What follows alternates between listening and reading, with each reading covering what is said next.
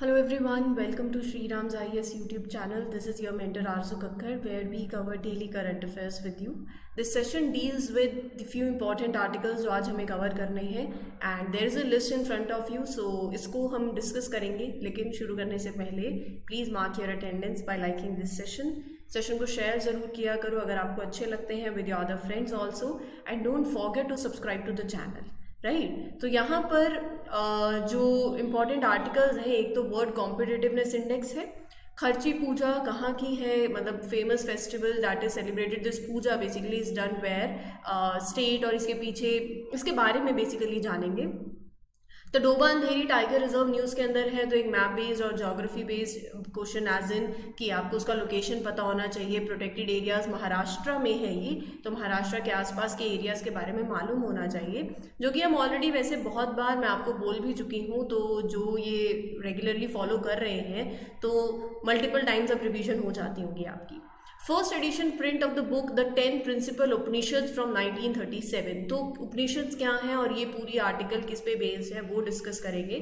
और हिंदू में एक बहुत ही अच्छा एडिटोरियल आया है regarding the model for quality and inclusive education. Tamil Nadu के रेफरेंस में है, लेकिन मैं इस आर्टिकल को आपके हर एक पर्सपेक्टिव से कवर करना चाहती हूँ. जितना हिंदू में है सिर्फ उतना नहीं, बाकी सारी चीज़ें भी, क्या होती है क्वालिटी एजुकेशन, क्या चैलेंजेस आते हैं, बजट में कितना एलोकेट किया एजुकेशन सेक्टर को, इकोनॉमिक सर्वे क्या कहता है, क्या इश्यूज हैं इसमें, इस सेक्टर को लेके क्या चैलेंजेस हैं, क्या कर सकते हैं, everything will be talking about in detail. और ये आपके जीएस पेपर 2 से बहुत ज़्यादा इंपॉर्टेंट आर्टिकल है. तो पहले हम एडिटोरियल लेते हैं.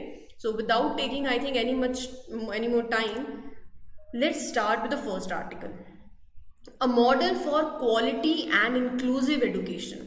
So जब तक मुझे यही नहीं पता कि क्वालिटी एजुकेशन से क्या समझते हो आप लोग, कैसी एजुकेशन होनी चाहिए. क्वालिटी एजुकेशन का मतलब होता है it is about providing the best experience, best learning experience, best possible learning experience for all the children's in India. इसका मतलब आप सिर्फ रट्टा और फैक्ट्स को मेमोराइज करने से आगे, it is going beyond to that and it is focusing upon developing important skills, qualities जो आपको हेल्प करेंगे in succeeding in life. That is quality education. Quality education ये नहीं है कि मैं यहाँ पे आपको ये लाइन्स रीड करवा दूँ सिंपल, ये 5 लाइनें पढ़ा दूँ और चली जाऊँ. That is not quality education. वो होता है क्वालिटी एजुकेशन जहाँ पर you are encouraging to think critically, solve the problems, problem solving skills, be creative. अच्छे नंबर लेना, it's not about getting good grades, it's about learning how to think, expressing your ideas, understanding things. So एक quality education system के लिए अच्छे, सबसे पहले teachers, we need to have good teachers. देखो क्या होता है ना, बचपन में किसी को शुरू में ही पता चल जाता है कि अपने को फिजिक्स नहीं जमेगी, साइंस तो बिल्कुल ही नहीं आएगी, किसी को लगता है मैथ्स तो हमारे बस का ही नहीं है, राइट. किसी के लिए कोई सब्जेक्ट, किसी के लिए कोई सब्जेक्ट. सो वो चीज़ें शुरू से कैसे डेवलप हो रही हैं, जैसे आपको पढ़ाया जा रहा है उस तरीके से. सो फर्स्ट ऑफ ऑल, तो to have a good education, quality education, teachers who guide, who inspire the students, we need good quality teachers, क्योंकि they play a very crucial role. फिर आपका लर्निंग एनवायरनमेंट होना चाहिए अच्छा. आपके curriculum में क्या है, व्हाट चिल्ड्रंस आर स्टडिंग, और it should include different subjects also. Good curriculum होना चाहिए जो कि बैलेंस हो और अपॉर्चुनिटीज़ प्रोवाइड करे, चाहे वो थ्योरेटिकल लर्निंग हो चाहे वो प्रैक्टिकल लर्निंग हो. फिर असेसमेंट, जिसकी हम बात भी करते हैं. ये आप खुद ही देखो, यूपीएससी की तैयारी कर रहे हो, एक अच्छी एजुकेशन क्या है, कितना बोलते हैं कि एक क्वेश्चन लिखने के बाद उसका एक आर्टिकल पढ़ने के बाद, यही आर्टिकल आज हम पढ़ेंगे, इसके बाद एक मेंस का आंसर लिखो. कितना बात करते हैं कनेक्टिविटी पे, रैशनल थिंकिंग पे. मैं लाइंस पढ़ना नहीं होता है, it's about to discuss, to develop that rational thinking. वो आती है चीज़ों को सुन के, डिस्कस करके, ऑब्जर्व करके, right. That is quality education.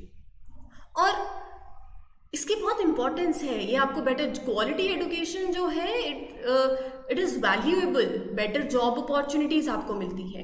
अब जब आपको एक अच्छी एजुकेशन मिलती है, it open ups to more opportunities for us in the future. बिल्कुल सही बात है. जैसी एजुकेशन, जैसी स्किल्स एक्वायर करोगे, जो एम्प्लॉयर्स होंगे, knowledge that employers are looking for, right. एक अच्छी हेल्दी एंड वेलबींग इम्प्रूव्ड, क्योंकि education plays a key role in helping us, keeping us healthy. आपके हेल्दी हैबिट्स, आपका हाइजीन, आपका nutrition, so we learn about these things, right. Better choices करते हैं हम। Harnessing the demographic dividend, मतलब India जैसी country में यंग लॉट काफ़ी है, आप देख लो, well educated, skilled, they can contribute to the growth and development of the society, of the country. एक क्वालिटी एजुकेशन रीजनल डिस्पैरिटीज को भी एड्रेस करती है। It can bridge the gap between different regions also. तो जहाँ पर अच्छी educational opportunities होंगी, so we can ensure that all the childrens have equal access to the learning, no matter वो कहाँ पढ़ रहे हैं। सोशल इश्यूज को टैकल करने में education is a powerful tool, ये तो हिस्ट्री से भी हमें पता है। टेक्नोलॉजी के साथ आप अपग्रेड होते हो, राइट। टेक्नोलॉजी एडवांसिंग की जिसकी हम बात करते हैं आज के टाइम पे, so education helps basically adopting to these technology advancement. It teaches you कैसे अभी एआई को लेके, डिजिटल टूल्स को लेके इफेक्टिवली आप इसको कैसे इसके एप्लीकेशंस देख सकते हो अलग अलग सेक्टर्स के अंदर। सो क्वालिटी एजुकेशन वैल्यूएबल है। अब यहाँ पर क्या इंपॉर्टेंट स्टेप्स लेने चाहिए टू इम्प्रूव दैट, वो बाद में बताऊंगी। लेकिन ये जो पूरा आर्टिकल है ना, ये इसी क्वालिटी एजुकेशन की बात कर रहा है, लेकिन यहाँ पर तमिलनाडु के रेफरेंस में बात हो रखी है। NIRF, national institutional ranking framework, सबको पता होगा। सो हमने डिस्कस भी किया था, वैसे तो एक बहुत ही अच्छा आर्टिकल आया था कि क्या NIRF की ranking is the national institutional ranking framework flawed. तो हमने उसमें बात करी थी, अगर आपको याद हो तो, द रोल ऑफ बायोमेट्रिक्स, जहाँ पर आप किसी स्कूल में जाते हो, कॉलेज में एडमिशन लेने जाते थे, तो वहाँ देखते थे कि अच्छा इतने ये कैसा स्कूल है, उसकी वेबसाइट देखी, वहाँ पे कैसे क्वालिटी एजुकेशन है या नहीं है, टीचर्स का रेशो देखता है, इंफ्रास्ट्रक्चर देखते हैं, पब्लिकेशंस देखते हैं जब हम हायर एजुकेशन इंस्टीट्यूशंस में जाते हैं। तो सो बायोमेट्रिक्स बेसिकली यही कंसर्न्स हैं कि जहाँ पर आप क्वांटिटी ज़्यादा देखते हो, क्वालिटी अच्छा, इसने इतने पब्लिकेशंस कर रखे हैं, इतने पब्लिकेशंस हैं, इसके नंबर ऑफ पब्लिकेशंस देख लेते हैं, साइटेशंस रिसीव्ड, ये सब देखते हैं, लेकिन ये नहीं देखते हैं कि वो क्या क्वालिटी वाइज है या नहीं है। और यहाँ तो आजकल वो एक, मतलब हमने बात करी थी NIRF की रैंकिंग्स के अंदर कि there are concerns about it. अब ट्रांसपेरेंसी को लेके कंसर्न्स थे, लेकिन हम उसमें नहीं जाएंगे क्योंकि यहाँ पर कॉन्टेक्स्ट अलग है। तो NIRF बेसिकली इतना तो पता है कि it is a system that ranks colleges, higher educational institutions based on their quality and performance. Tamil Nadu वो स्टेट है इंडिया के अंदर जो कंसिस्टेंटली अपनी परफॉर्मेंस इंप्रूव कर रहा है in providing higher education. High quality education भी है और इंक्लूसिव एजुकेशन भी है, दोनों है। मतलब जो कॉलेजेस हैं तमिलनाडु के अंदर, they are known for their excellent education, providing equal opportunities to the student, no matter आपका क्या बैकग्राउंड है। तो Tamil Nadu has been consistently the top performer of in the NIRF rankings. मतलब बेस्ट ऑफ कॉलेजेस हैं that are considered the best in the country. Delhi ने भी top position share करी थी तमिलनाडु के साथ इन 2022, लेकिन अमंग द टॉप 100 कॉलेजेस जो NIRF की रैंकिंग आई 2023 की, Tamil Nadu has the highest number of colleges. ये देखो 35 institutions, Delhi 32, Kerala and West Bengal 14 and 8 respectively. तो यहाँ पर ये 4 states together they have majority of the top rank colleges. Tamil Nadu पे स्पेशल फोकस इसलिए है क्योंकि it shows Tamil Nadu's focus on social justice and development. तो यहाँ पर हायर एजुकेशन जो है ना, वो क्वालिटी वाइज भी अच्छी है, क्वालिटी पता चल गया क्या होता है, और इंक्लूसिव भी है। यह आर्टिकल में बताया गया है जियोग्राफिकल डिस्ट्रीब्यूशन को लेके कि देर आर मेनी सिटीज जहाँ पे कॉलेजेस बहुत अच्छा कर रहे हैं। चेन्नई देख लो, one of the main city, 9 top rank colleges हैं वहाँ पे। लेकिन दूसरी सिटीज में भी, चाहे वो कोयम्बटूर हो, तिरुचिरापल्ली हो, they are also doing great, they have equal number of top rank colleges. इसका मतलब in addition to these cities 12 colleges अगल बगल across 11 places in Tamil Nadu they are spread।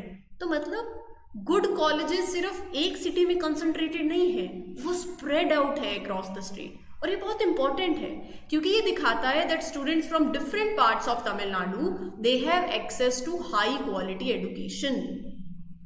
वो सिर्फ बड़ी बड़ी सिटीज तक लिमिटेड नहीं है, वो मतलब एडुकेशन अगर कॉलेजेस अलग अलग जगह पर अलग अलग प्लेसेस पे हैं, बेस्ट ऑफ हैं, so it can reach to the students in smaller towns and rural areas also. तो यहाँ से इंक्लूसिविटी आती है, यहाँ से students get that opportunity to get a good education. So ये जो टॉप रैंक कॉलेजेस हैं तमिलनाडु के अंदर, ये ना तो सिर्फ क्वालिटी एडुकेशन दे रहे हैं बट एडुकेशन को इंक्लूसिव भी बना रहे हैं। मतलब इकोनॉमिकली डिसएडवांटेज बैकग्राउंड से जो बच्चे आते हैं, they are also taking help, they are also getting this best of education. तो तमिलनाडु हैज पॉलिसीज, जैसे रिजर्वेशन है, तो यहाँ पर इंश्योर कि जो बच्चे फ्रॉम अंडर प्रिविलेज ग्रुप है they get a fair chance at education. That means colleges in Tamil Nadu make sure to reserve a certain number of seats for students from these groups, जिससे आप एक बेटर अपॉर्चुनिटी उनको दोगे to study and improve their lives. So अब यहाँ पर implications and lessons for other states, बिल्कुल देखो जो अच्छा कर रहा है आपको उससे सीखना चाहिए, ये तो हम हमेशा कहते हैं। तो यहाँ पर भी यही है कि दूसरी स्टेट्स को they should learn from Tamil Nadu success, they should look at their performance, और जो एक एरिया पहले तो आप अपने खुद के परफॉर्मेंस को इवैल्यूएट करना चाहिए, बिल्कुल सही है। फिर उसके बाद जो एरिया, जो सेक्शन जहाँ पर इम्प्रूवमेंट्स का स्कोप है, वहाँ आप सामने वाले को उससे सीखो, देखो वो क्या कर रहे हैं, you can also do that. States in southern India like Kerala, उनके पास भी they have similar system in place to help the under privilege groups, they can look at Tamil Nadu's example also. So ऐसा करने से you are providing better opportunities for students and ensuring कि everyone get a fair chance to get a good education. तो Tamil Nadu is one of the example really well education, quality education और inclusive education है, right. तो ये था ये article, लेकिन ये आर्टिकल यहाँ हम ख़त्म नहीं करेंगे क्योंकि एज आई टोल्ड कि काफ़ी और चीज़ें हैं जो आपके साथ शेयर करनी है इस आर्टिकल के एक्स्ट्रा में जाकर। एक क्वालिटी एडुकेशन को इम्प्रूव करने के लिए क्या क्या स्टेप्स होने चाहिए, मैं आपको स्टेप्स बता रही हूँ, आप चाहो तो नोट डाउन कर सकते हो।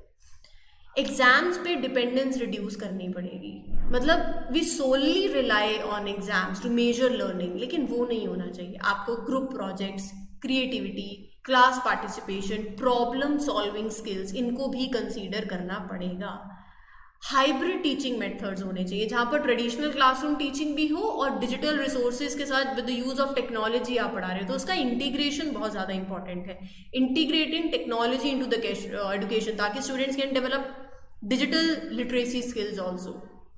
एक्टिविटी पे एम्फोसाइज होना चाहिए, हॉलिस्टिक असेसमेंट मेथड्स होने चाहिए, एंड बजट जो है एडुकेट बजटरी रिसोर्सेज, ये बहुत ज़्यादा इंपॉर्टेंट है। और यहाँ पर अगर मैं आपको बताऊँ इस बार के बजट में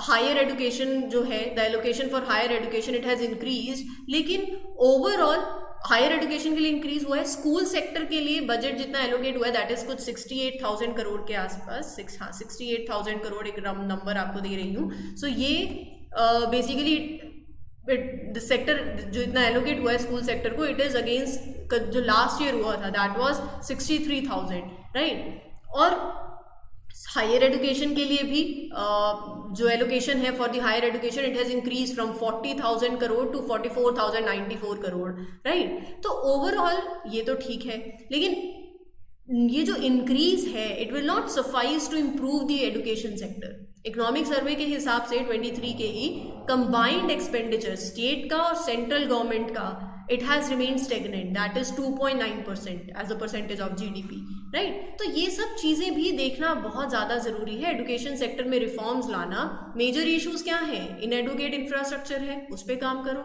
हाई ड्रॉप आउट बहुत है that is a issue, brain drain की प्रॉब्लम बहुत ज़्यादा है, कट थ्रोट कॉम्पिटिशन है for getting admission in the top institutions, IITs, IIMs, right. Mass illiteracy है और lack of technical and vocational education, थोड़ा lack of, you can say Indian languages are still in an, you can say जो medium of instruction है in science subjects it is English only, unequal opportunities का gap यहाँ पर आ जाता है, gender inequality अभी भी है। सो ये चीज़ों पे काम करना बहुत ज़्यादा इंपॉर्टेंट है, ठीक है। तो मैंने आपको बहुत ही कॉम्प्रिहेंसिवली आर्टिकल कवर करवा दिया है कि अगर कल को सवाल बन जाता है कि analyse the gaps and challenges that are present in India's current education system, right, तो you can mention the answer, Tamil Nadu के मॉडल ऑफ एजुकेशन बता सकते हो। So these are the questions जैसे आप मेंस में एक्सपेक्ट करोगे। 250 वर्ड्स का क्वेश्चन होगा एंड 15 मार्क्स का ऐसे बन सकता है, तो बहुत एक्सपेक्टेड क्वेश्चन है ऐसे बनना, तो इसलिए मेक श्योर कि आज के आर्टिकल से आंसर ज़रूर लिखना, ठीक है।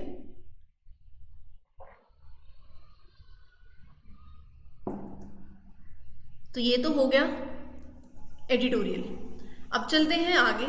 अगला जो आर्टिकल है दैट इज जो हमारे प्राइम मिनिस्टर हैं नरेंद्र मोदी जी, अभी रिसेंटली इसलिए न्यूज़ में है ये आर्टिकल क्योंकि there is a book that is it is in news because Prime Minister presented Joe Biden with the first edition print of the book The 10 Principal Upanishads from 1937, right? तो यहाँ पर The 10 Principal Upanishads that was translated, it was translated from Sanskrit into English by two people. नाम बहुत important है, श्री पुरोहित स्वामी. It was translated from Sanskrit by Shri Purohit Swami and Irish poet W.B. Yeats. ये नाम important है, ध्यान में रखना. देखो उपनिषद बहुत ही सबको पता है, जिन्हें नहीं पता अभी थोड़ा रिकॉल हो जाएगा. They are very important religious text in Hinduism. They contain teachings, philosophical ideas like life के बारे में, स्पिरिचुअलिटी, नेचर ऑफ रियलिटी. तो the translation that is done by Shri Purohit Swami and W.B. Yeats is considered to be one of the best translation of the Upanishads, right. अब Hindu sacred text को आप divide कर सकते हो दो मेन कैटेगरीज में, सबको पता है, श्रुति और स्मृति. श्रुति का मतलब होता है दैट विच इज हर्ड, फिर वो ऐसे जनरेशन टू जनरेशन पास होता है.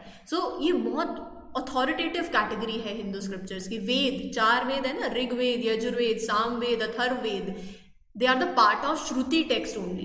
So these Vedas are very ancient. They contain rituals, chants, hymns. Yeah, they are believed कि they were revealed. Shruti का मतलब ही यही है. It means which is heard or revealed. So Vedas इसके अंदर ही आते हैं. So they are Vedas. They are believed to be revealed by divine beings to the sages. कैसे? Through deep meditation. तो वेदास के अंदर एडिशनल टेक्स्ट हैं जैसे ब्राह्मणास जो कि रिचुअल्स और सेरेमनीज के बारे में है, एंड संहितास जो मंत्र और प्रेयर्स कंटेन करते हैं, Aranyakas which are meant for rituals and meditation in the forest, Upanishad, fourth है उपनिषद. तो मतलब श्रुति के अंदर, श्रुति बेसिकली जिसमें हम वेदों की बात कर रहे हैं, और वेद में जिसमें हम बात कर रहे हैं इट फर्दर इंक्लूड्स ब्राह्मणास, संहितास, अरण्यकास और उपनिषद. तो उपनिषद क्या है, उसी के अंदर ही आगे श्रुति, वेद, वेदों में आगे उपनिषद बेसिकली. तो उपनिषद फिलोसफिकल टेक्स्ट है, right, exploring the nature of reality and self. कि हम बोलते हैं ना अहम ब्रह्मास्मि, जब आपको पता चल जाएगा कि अगल बगल जो है ये सब मिथ्या है, ये झूठ है, ये रियलिटी नहीं है, रियलिटी कुछ और है, हम we are not body, we are soul, right. Philosophy जिनकी है वो तो बहुत अच्छे से रिलेट कर पा रहे होंगे. Smriti means which is remembered, the text that are based on human memory, that are considered to be less authoritative than Shruti text. जैसे कि इसके अंदर आप देख सकते हो second category of Hindu scripture that is Smriti. इसके अंदर एपिक्स, रामायण, महाभारत, धर्मशास्त्र, पुराण, ये सब आते हैं, ठीक है. उपनिषद जो है दे आर एंशिएंट टेक्स्ट, ये मैंने आपको बता ही दिया है. थोड़ा सा उपनिषद के बारे में जानते हैं. वेदांत भी बोला जाता है उनको, क्या है ये भी बताऊंगी. वेदांत मतलब the signal the end of the total Veda. Upanishad they were written between 800 to 500 BC and are an important part of the Hindu tradition. They जो इनके concepts हैं they have become central to Hindu beliefs. One such concept is transmigration. Transmigration मतलब soul की journey from one body to another after death. तो Upanishad explore the idea that soul is eternal and it can be reborn in different forms based on actions, आपके कर्मा के basis पे. ये जो transmigration का concept है, मतलब life, death, cycle of rebirth, ये सब इन्फ्लुएंस है ऑन हिंदू बिलीव्स. और ये कहाँ से है, उपनिषद से. सो अब आदि शंकराचार्य, सबने नाम सुना होगा. In the 8th century the Hindu scholar Adi Shankaracharya played a crucial role in emphasising the importance of Upanishad in the Hindu theology. He interpreted Upanishads in the way कि वो अद्वैत वेदांत ट्रेडिशन का they form the basis, right, Adi Shankaracharya, right. तो ये बेसिकली जो उपनिषद है, Adi Shankaracharya played a very important role here, and in the way he interpreted it, that formed the basis of non-dualistic philosophy. क्या है according to Advait Vedant philosophy that is propagated by Adi Shankaracharya, वो क्या है कि ultimate reality क्या है, ब्रह्म, जब हम बोलते हैं ना आत्मा का परमात्मा से मिलन, जब हम बोलते हैं ब्रह्म, अहम ब्रह्मास्मि, सो ही सजेस्ट जो आप ये वर्ड देख रहे हो that is around you, it is illusionary, it is transient. True reality lies in unchanging nature, the eternal, that is Brahm. So this philosophy emphasizes the idea that everything in this universe, सब कुछ interconnected है, and individuals can realize their true nature by realizing their oneness with Brahm. आत्मा का परमात्मा से मिलन, आप आत्मा हो, थोड़ा फिलॉसफी हो गया है बट ये फिलॉसफी की ही बातें हैं. तो यहाँ पर Upanishad talks about the relationship, this concept of Atman and Brahman. So ये सब है उपनिषद के अंदर. और उपनिषद के अंदर अगर आप देखोगे तो यहाँ पर आगे यहाँ लिखा हुआ है कि philosophers like Swami Vivekananda, S Radhakrishnan, उन्होंने भी इसको आगे कैरी किया इस थॉट को, right. So there are 10 main Upanishad, Isha, Kena, कथा, प्रश्न, मुंडक, मांडुक्य, तैत्तिरीय, ऐत्तिरीय, छंदोग्य, बृहदारण्यक. तो ये सब कुछ आपको पता होना चाहिए थोड़ा सा. और यहाँ पर अगर मैंने कुछ प्रोनाउंसिएशन गलत ली हो तो प्लीज़ पार्डन मी. एंड चलो चलते हैं अब अगले टॉपिक के ऊपर. वर्ड कॉम्पिटिटिवनेस इंडेक्स की बात करते हैं. काफ़ी इंपॉर्टेंट आर्टिकल है and let's talk about word competitiveness index. अब वर्ड कॉम्पिटिटिवनेस इंडेक्स जो है, सबसे पहले तो यही पता होना चाहिए कि कोई भी रिपोर्ट हो तो उसको रिलीज कौन कर रहा है. IMD, international institute for management development. अब ये कितने पैरामीटर्स के ऊपर, वो भी पता होना चाहिए, है ना. फिर रैंकिंग, इंडिया की रैंकिंग और ये सब कुछ. तो यहाँ पर international institute of management development publish this word competitiveness index. पहला इट वॉज पब्लिश्ड इन 1989. एक बहुत ही कॉम्प्रीहेंसिव एनुअल रिपोर्ट है एंड वर्ल्ड वाइड बेसिकली यहाँ पर अगर आप देखोगे तो 4 पैरामीटर्स हैं. It is about how competitive different countries are.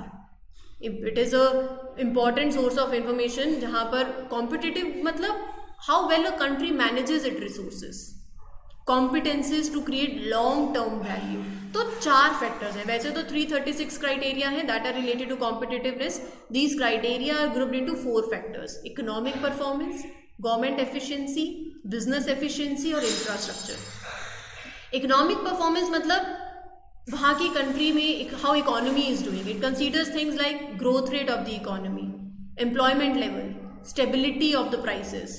Government efficiency मतलब गवर्नमेंट कैसे मैनेज कर रही है कंट्री को एंड एड its resources. It looks at factors like government की policies, transparency and the ease of doing business. Business efficiency मतलब it looks into factors like companies की प्रोडक्टिविटी हो गया, innovation that they bring, availability of skilled workers. तो ये सब कुछ.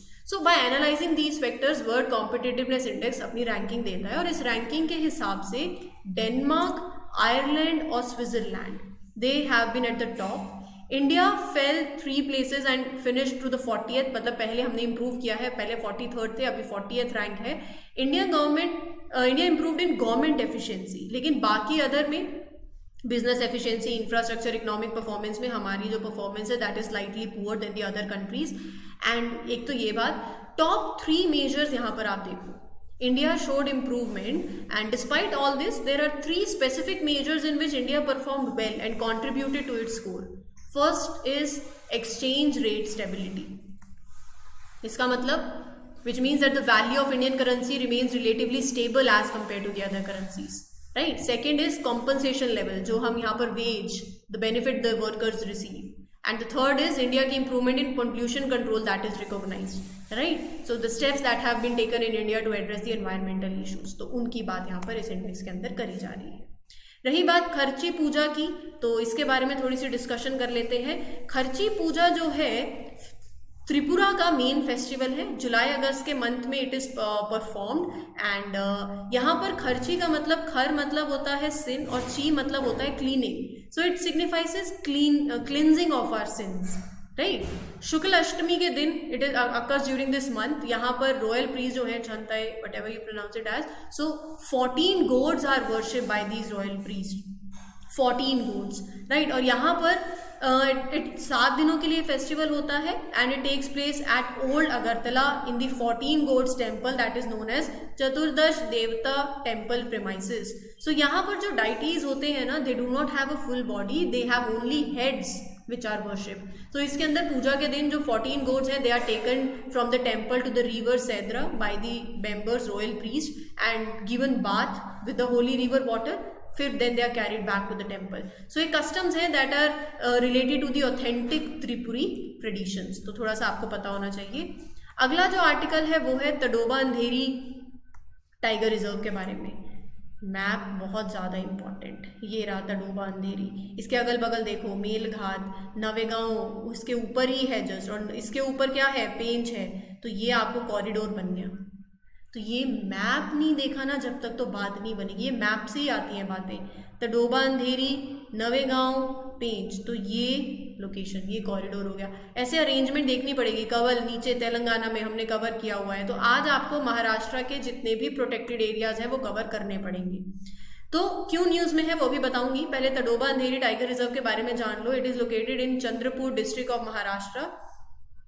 तडोबा जो नाम आता है that comes from Taru, that is worship by the tribes who live in the dense forest of the Tadoba and Andheri regions, while Andheri refers to Andhari river that meanders through this forest. तो वो नाम रिवर से आता है. इसके अंदर total area of the reserve is 625.4 square kilometre. It include Tadoba national park और अंधेरी wild life sanctuary. अभी मैंने आपको कॉरिडोर दिखाया था, नागजीरा, नवेगांव और Pench tiger reserve. So this reserve has corridor linkages, तो उसके ऊपर और उसके ऊपर. तो इसीलिए बोलते हैं मैप जरूर देखो. तो एरिया जो है डेक्कन पेनिनसुला वाला है. ड्राई डेसिडियस फॉरेस्ट देखने को मिलेंगे. टीक बहुत ही डोमिनेंट ट्री स्पीशीज है, और मैंगो, जामुन, अर्जुन मॉइस्ट एरियाज में दे आर फाउंड. फना की बात करें तो tiger, leopard, sloth beer, wild dog, ये सारे स्पीशीज आपको देखने को मिलेंगी. ठीक है, ये था आज का सेशन. उम्मीद करती हूँ आपको अच्छा लगा हो. और ऐसी और वीडियोस देखने के लिए all you need to do is subscribe to Shriram's IAS channel. And this is your mentor Aarzoo Kakkar signing off. Comment section में बताना कैसा लगा session, and do share it with the other friends also. Thank you everyone. Take care. Good luck. Good wishes. Happy learning.